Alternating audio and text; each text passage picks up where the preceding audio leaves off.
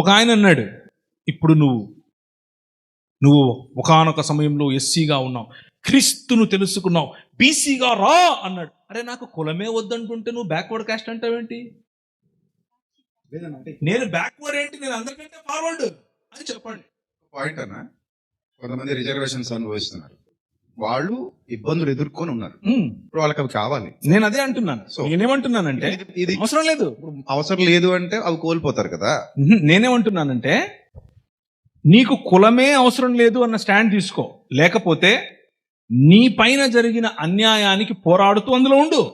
అది జరిగింది అన్యాయం, నీ పైన జరిగింది చేయట్లేదు, మీరు కంపేర్ చేయట్లేదు. లేదు, మీ వ్యక్తిగత చాయిస్ అని చెప్తున్నాను. నేను తీసుకున్న చాయిస్ ఇది. నాకు కులమే లేదంటుంటే నువ్వు బీసీ అంటావు, ఓసీ అంటావు, ఎఫ్సీ అంటావు ఏంటి? అక్కడ సీనే లేదురా బాబు అని చెప్తున్నాను. నేను ఓపెన్ కేటగిరీ, ఓపెన్ క్యాస్ట్ కాదు, నేను ఓపెన్ కేటగిరీ.